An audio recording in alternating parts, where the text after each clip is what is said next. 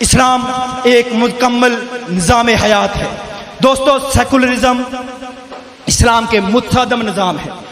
Secularism تب آیا جب پادری بہت زیادہ جوبن پر آگے تھے، جب پادریوں نے کہا سوچنا جرم ہے، جب عیسائیت کی اس وقت اتنی تعریف ہو چکی تھی کہ اس وقت ایک لوگ بنے کہ یہ جو پادری ہیں ان کی ڈکٹیٹرشپ ختم کی جائے۔ پھر سیکولرزم آیا۔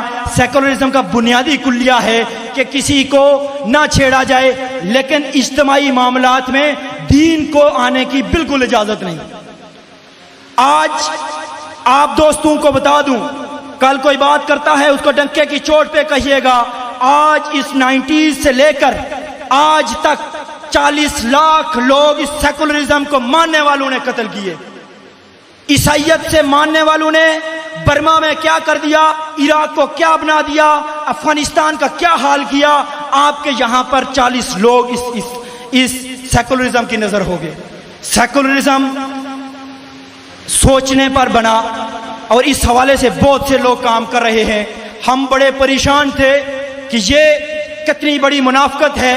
ہم ان سے پوچھتے آپ کون سا نظام لانا چاہتے ہیں، کہتے دیکھ لیں گے جب آئے گا، اور اللہ کی کرنی ایسی ہوئی، پھٹکار پڑی، وہ اس کی اصلیت باہر آئی، وہ عادی مجرم بے توقیر ہوا، تو جناب کی طرف سے سٹیٹمنٹ آئی کہ ہم لوگ سیکولرزم کے دائی ہیں، اور ان کی اصلیت باہر آئے گی، اور ان کے اپنے وطن جب ایمان سے بڑھ جائے شرک ہو جاتا ہے۔